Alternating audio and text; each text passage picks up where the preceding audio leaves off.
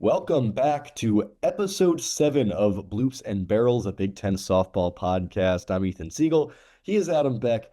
Adam, we've taken a little bit of a mid-season hiatus the past 2 weeks because of you starting a new job and just some other things going on. So how are you? Catch me up. How's the new gig out in New Jersey? It's great. A little double A baseball, broadcasting double A baseball with the Somerset Patriots, the Yankees double A affiliate. It's been really fun so far. The team, huge 18-2 opening day win against Boston's double A affiliate, Portland Sea Dogs. But we're not here to talk baseball. We're here to talk softball. And there's so much to catch up on. Yeah, and we have a lot to recap and go over, starting with what we've missed this last few weekends. I know you've been a little busy, Adam. I've been watching, and I know you've been catching up, looking at box scores and everything like that. So we have 3 weeks worth of series to talk about. So I want to start with just some of the key things we missed and the storylines we need to cover. And it starts with the series not from this past weekend, but the weekend prior between Nebraska and UCLA. This podcast has claimed those two teams are the best two teams in the conference. It was an awesome series. Nebraska ended up emerging victorious 2 games to 1. What did you make of the series between the Huskers and the Bruins? Well, I think the biggest thing, of course, not just Nebraska winning, but how they won and their reliance on their two arms in Jordy Fromm and Alexis Jensen. They were the only two pitchers that Nebraska used the entire weekend. Jordy Fromm had a complete game in that. Um, and at the end of the day, Nebraska's offense, we've seen it come to life. We've seen it show up. But what Jordy Fromm and what Alexis Jensen can do in the circle is how far this team is going to go. Just to put into context how they limited UCLA's bats, UCLA had just 6 extra base hits the entire weekend. They average over 5 extra base hits per game this season. It's unbelievable what Jensen and Fromm were able to do. And then, I mean, that's not to say that UCLA didn't have offensive spurts, but there was just nobody else in the circle next to Taylor Tinsley. There was just nobody else. Nobody else could help her out. And she performed pretty well. She kept UCLA in it at times. But like we said at the beginning of the season, UCLA's offense is going to score a ton of runs, but in these high leverage games, in these big moments, they need extra arms, and they just didn't have that weekend. I do think that we learned more about Nebraska that weekend than we did about UCLA. Yes, I'm not panicking about UCLA, but you're right that Taylor Tinsley was asked to do a lot, and that became evident. But I think what I learned this series is just why Nebraska is so tough in a 3 game series and why I'd feel awesome about them in a super regional. Just in that 3 game series format, they only use 2 pitchers. Both pitchers are awesome. Alexis Jensen actually threw more innings than Jordy Fromm this past weekend, and what they're able to do where Jensen can open for 5 or 6 innings, Fromm, the Big Ten leader in saves, can come in to close it out. It's just such a dynamic look to throw to another team. Nebraska won game 1 with just 5 hits offensively, and Jordy Fromm's bat came alive. Hannah Core's bat came alive, and the crowd was just fantastic. On that Saturday game, which weirdly enough is the one they lost, a program record, over 3,100 people. So Nebraska certainly in line to host a super regional, and that'd be a terrifying team and a terrifying place to go play. And I think now Nebraska, they pass UCLA in the rankings, in the standings, and I think they're the fast track to be the number 1 seed in the Big Ten tournament and get the outright conference regular season title with Wisconsin, Minnesota, Iowa, and Penn State remaining on the schedule. 3 of those series are on the road, but Huskers are looking good. They're looking fantastic, and they're a team that right now, I mean, they'd host a super regional. It's that simple. Moving on to the next thing, I'm just kind of curious. Across 3 weekends of Big Ten series, what's the biggest surprise, the thing that jumped out to you when you were looking through scores after your Somerset duties and you said, whoa, what happened here? Well, I'm confused how Purdue has struggled, if I'm going to be honest. I mean, this is a team a couple of weeks ago. Julia Gossett was on a heater, not so much anymore, but Mariah Poehler has been fantastic. In the last 18 games, she's got hits in every game. It's an 18-game hit streak, batting 656 in that span. But you look at Purdue, they're just 6-6 in Big Ten play. They're 3-6 over their last 3 weekends because they've played Oregon, they've played at Michigan, and they just hosted Wisconsin, a series that they lost as well. And it's just weird to me because Gossett was sharp early. She hasn't been as good lately, but Polar's been fantastic at the top of the lineup. Gossett, the pitching struggles are really problematic though. 16 earned runs across the last 2 weekends, more runs than she'd given up in her previous 20 games combined. I'm just confused which version of Julia Gossett this is after we saw her dominate earlier in the year. I really thought Purdue was a team that had a shot to be in the NCAA tournament. They still do. Absolutely still have games on the schedule where they can make up some ground. But right now, that's a team that's looking on the outside in rather than safely inside that kind of tournament field. Really big missed opportunity for Purdue this past Saturday. They had Wisconsin on the ropes in that second game of the series and couldn't get it done. A grand slam in the top of the inning, and then Purdue's offense couldn't muster any runs to extend the game in the bottom of the seventh. And had they been able to win that series at home against Wisconsin, I think I'd feel a little bit better than them. The thing that jumps out to me from the last few weeks, a similar team who's just kind of confused, slightly disappointed me, and it's probably been the team we've talked about the most on this podcast all year long, and it's Oregon. And not to go back to the Ducks, but I really thought the last time the two of us had talked that we had settled things, we had gotten through the weird patch, and they were rounding into form. Then they go and drop a game against Purdue. In the following midweek, a non-conference game against Indiana, they score 24 runs, a program record, but surrender another 12. Then in the first game against Northwestern, they get run ruled. This past weekend, they nearly dropped a game against Iowa that they only won in extra innings because of literal record-breaking performances that I'll talk about a little bit later on in the best Big Ten things I saw this week. But Oregon just continues to be really strange, really inconsistent, and I just thought we'd be past it by now. And I think there's a real argument that maybe Washington has surpassed them in the rankings, and I think they're certainly closer to fourth in the Big Ten pecking order than they are second. Well, speaking of Washington, I mean, there's only one team that is undefeated in Big Ten play. They're 12-0. And it begs the question, how real is this Huskies team?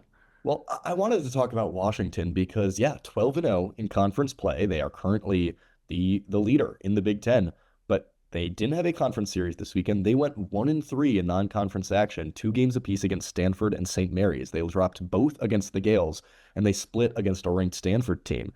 And they're just another really odd team right now. To answer the question, how real are they?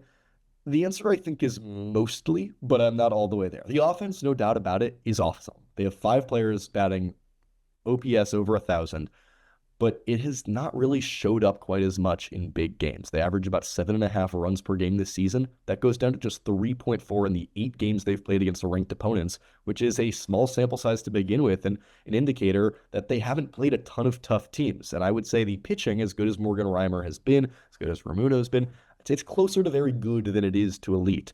And obviously, back-to-back series later this year against Oregon and UCLA, that's when we'll really get the answer, to be honest, of whether this team is actually real or not.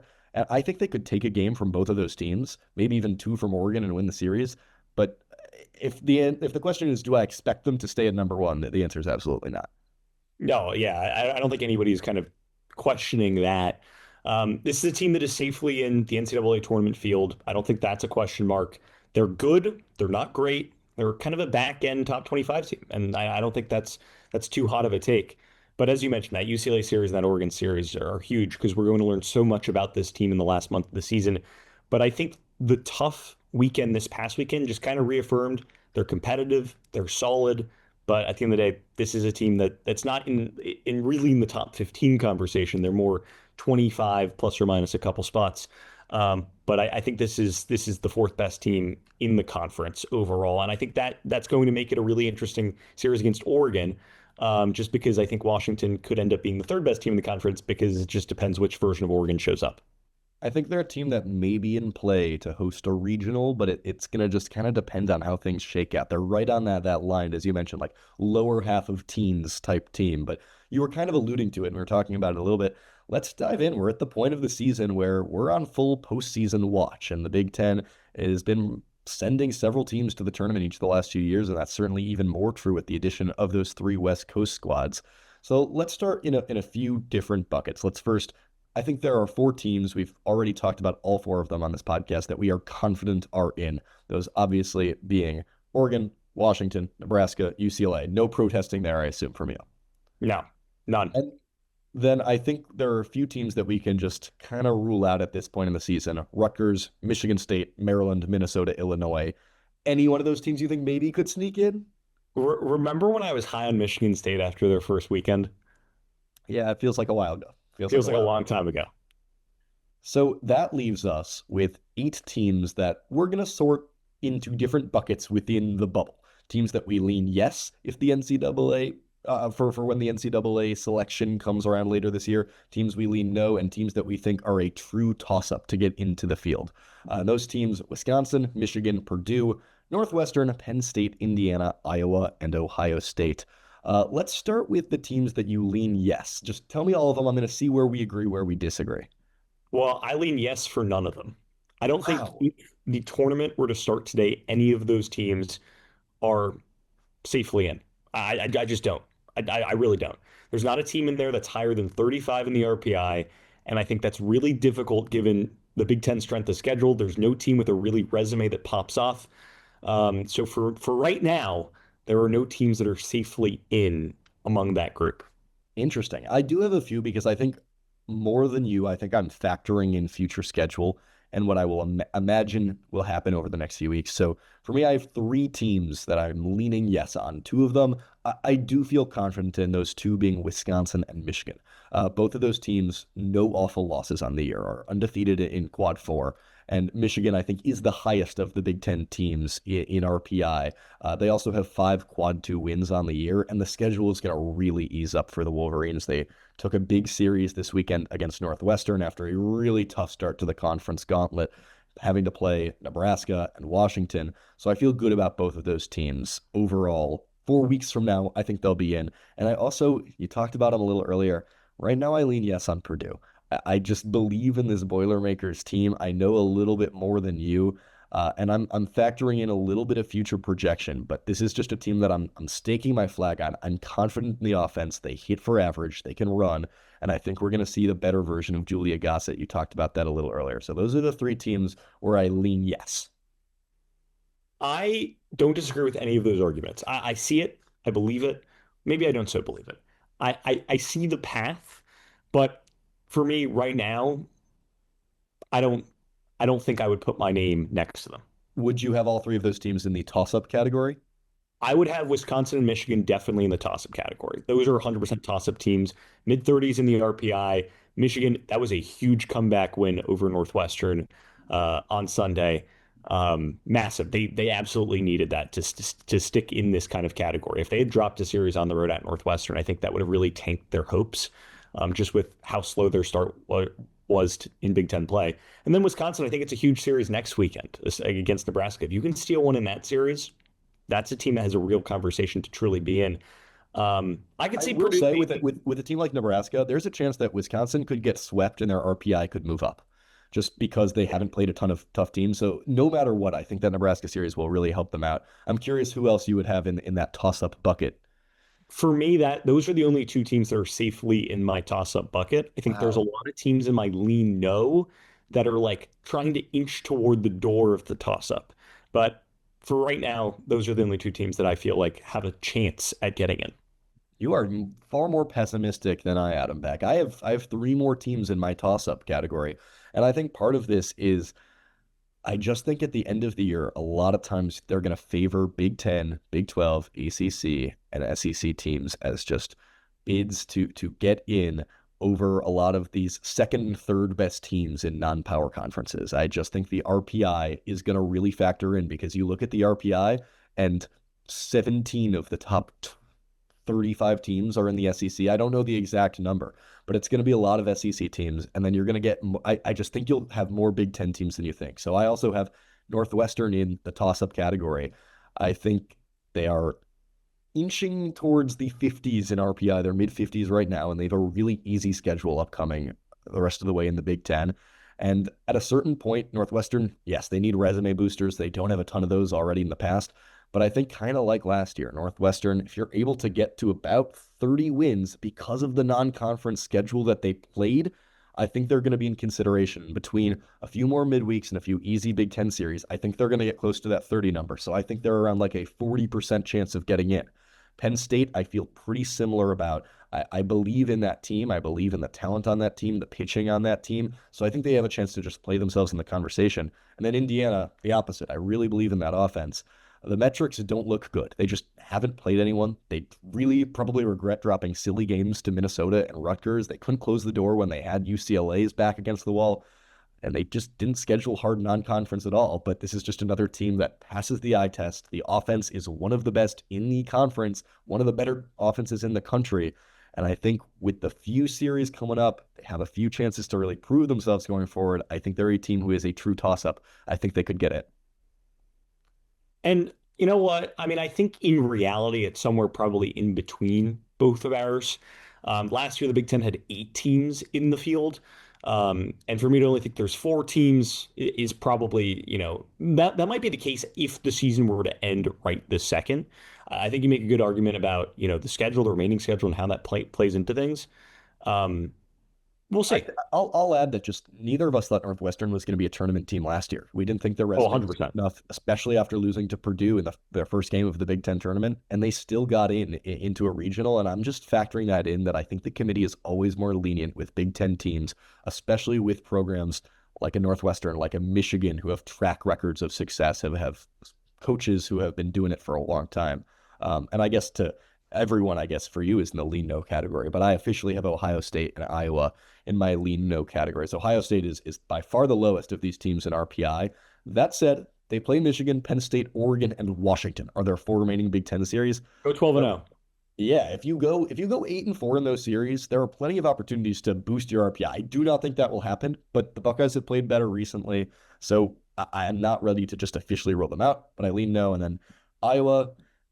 Iowa's an odd team. They're just 0-10 against quads 1 and 2. I just don't see it happening for the Hawkeyes. Yeah, this isn't a Miami of Ohio situation. So if I ask the question today, how many Big Ten teams make the postseason? What would you say? I mean, if the season ended today, I think I have 4, maybe 5. I think if it ended today, I'd have 6. I think by the time it's the Big Ten tournament, or after the Big Ten tournament, it'll be 7 or 8. I really do. Okay, we'll see. All right. Well, let's do some future projection. What we're watching this weekend in Big Ten play, it is another weekend chock full of conference action. 8 series this weekend. What jumps out to you on the upcoming slate? Well, sticking with the theme of NCAA tournament seeding, NCAA tournament conversation, I think the two huge ones are Nebraska at Wisconsin and Purdue at Indiana. Number one, Nebraska at Wisconsin. I mean, Nebraska should handle that series, but if Wisconsin can steal a game, I mean, that is from a toss-up to a lean yes for me in terms of the NCAA tournament. And then Purdue at Indiana, two teams that are in that kind of lean no area for me right now, but you could play yourself into a toss-up situation in terms of NCAA tournament seeding, especially if you were able to get a sweep in that series, because those would be 3 pretty solid wins. And I think those two offenses, that's going to be, I mean, incredible. Like those are two of the best, most fun speed-based offenses that do it with average and not necessarily power in the Big Ten. So I think that is going to be a lot of fun. Indiana is up there with UCLA in terms of doubles. Purdue steals as many bases as anybody like Indiana. I mean, this is going to be a lot of fun to watch. Plus the in-state rivalry. That's definitely one I'm going to be watching this weekend. And the other one, same theme for me with teams that I had in the toss-up category. Northwestern at Penn State, just two teams that I think have a really, really big series in terms of their postseason implications. Two teams with better pitching than offense, and I'm really curious how Northwestern is going to respond. You mentioned Michigan's impressive comeback effort. The other side of that is a complete Northwestern meltdown, a 9-0 lead. They end up losing the game in game 3, a chance to take the series from Michigan and win their 4th straight series against Michigan, something that has never happened in the history of the Big Ten Conference. And Northwestern couldn't get it done. And now suddenly the vibes are kind of weird in Evanston. They've made 7 straight tournaments, and that is in real jeopardy. And I'm curious how Northwestern is going to respond to this Penn State pitching staff. So much has been made about the returning offensive production for Northwestern. It's something like 91% of the production that Northwestern's offense returns. Lots of seniors. And where has the offense been this year? It's closer to 10th than it is to 5th. It's been a really weird season. It feels like whenever the offense is good, the pitching struggles. Whenever the pitching is good, the offense struggles. And I think it's just kind of a must-win series for both teams. But it kind of felt like that last year, even though, I mean, like, I think going into last year, too, we thought the offense was going to be really good and the pitching was going to be the kind of the question mark. And Lauren Boyd was great and the offense kind of went quiet, especially when they made the NCAA tournament and in big, meaningful games down the stretch. And it's a similar thing this year where, I mean, Marina Mason's had some really good moments here and there, but overall, the offense just hasn't been up to what we thought it could be with huge senior seasons for Kansas Robinson, Kelsey Ader, and Bridget Donahue. Seems like Robinson's kind of turned a corner though, and it seems like she's been hitting pretty well. Had a home run this weekend. But yeah, that's going to be an interesting one between the Cats and the Nittany Lions. Certainly will be. And then, as always, final little thing we'll talk about in this episode is the best thing we saw in the Big Ten for really, I guess, usually it's this past week. For the last 3 weekends, I'm opening it up to you. Anything since we last potted that you've seen that has just brought a smile to your face? I have stuck to this past week because I feel like that was the initial tradition of the segment. I want to give a special shout out to UCLA hitting just so many home It runs. wouldn't be a podcast without you giving a Yeah, shout out to come on. UCLA in some form. Single season program record now up to 111. They eclipsed 108 home runs with who else but Megan Grant hitting one. She's up to 25 on the season. But the best thing I saw this past weekend in Big Ten softball was Tori Bennett for Iowa doing her best Joe Adele impression in right field, snagging a home run, robbing it out there in right field. I mean, Joe Adele had 3 home run robberies for the Angels on Saturday night. I went to bed scrolling through all of them. And then when I scrolled the Big Ten Twitter feed, I was like, Tori Bennett, wait. Is that Joe Adele? Oh my God. I mean, right fielders playing awesome defense, robbing some home runs. Can't beat it. Well, for me, I'm going to go back to the Ducks. In that comeback win Oregon had against Iowa this past weekend, Elon Butler set some records. 6 hits, most in Oregon program history. Also hit for the cycle, which I think is the first time that it's ever happened for Oregon. And Elon Butler just continues to be one of the best, one of the coolest players in the conference, just a home run transfer. But also, I do want to talk about the worst thing I saw in the Big Ten in the last 3 weeks. Oh, I wonder what this is going to be. I Is this think you going to know be exactly where this is Oregon? going. It also does involve Oregon. It's from last weekend. Should I time how long this rain is going to go? I'm gonna keep it brief. Because I already tweeted about it. That got way more traction than I ever expected. But here's what I want to say about the game that Northwestern and Oregon played, where Northwestern had the tying run at the plate with 1 out in the 7th inning, down 7-3, and then the game was just called with 1 out because Oregon had to leave and catch a flight. Number one, it is absolutely ridiculous that the University of Oregon, when playing in Rosemont, flew out of Midway rather than O'Hare. Just a strange thing. I'm going to note that first of all. I think Clearly, whoever was doing logistics has no awareness of no, Chicagoland. not at all. Number two, I think my tweet there was some response. I think some of it got misconstrued that I was frustrated with either Oregon or the umpires. And that is absolutely not the case. There is nothing Oregon really could have done. It had been established that the drop dead time was going to happen at the 3 hour mark. I'm not blaming Oregon, even though I think Missy Lombardi did a little bit to extend that game and stall in the later stages of it. And I'm not blaming the umps. They are just the communicators of the message. I am, however, blaming Tony Petitti and the Big Ten Conference because this just shouldn't happen. It was just a bummer this game did not get to be finished, that we were robbed of a potentially thrilling ending between those two teams. So it's just a huge bummer to me, and I want it to never happen again. It would never happen in any other sport. If this happened in football, if this happened in men's basketball, it wouldn't. It is my overall point, and it's just a shame. It is part of the things that happen when you add 3 West Coast teams to your conference, but it needs to be remedied and fast because that's just not how games at really any level of softball should be ending, let alone Big Ten conference play softball between two teams who could make the NCAA postseason. And just to confirm on that, because I want to make sure I've got the facts right. But softball teams, for the most part, they don't fly private. They don't fly charter. Largely Correct? correct. Yes. Right? So that's what I'm going to assume in this situation why they had to catch this flight. There is no reason why a team like Oregon should not be chartering their own flight for a sport like softball with where it's going. I feel like in 5 years, this isn't going to be even something that we're going to ever talk about again. I hope you're right. I really hope you're right, just because it was such a bummer. I would have said the exact same thing had I not had this Northwestern sign behind me and had the roles been flipped and Northwestern was up 7-3. I would have said the same thing, just because no softball games should be ending that way. Yeah, remember that game a couple years ago, Northwestern against Nebraska, that magical rain delay happened and it got canceled, and then Northwestern stuck in that top spot in the Big Ten standings. Yeah, It Northwestern swings both ways. from some weather. I guess this is just kind of the softball guy. It's just karma. It's evening out, but that'll do it for episode 7 of Bloops and Barrels. Thank you for tuning in after our brief hiatus. We'll be back next week, recapping all of the action across the Big Ten, and enjoy the softball while it's happening.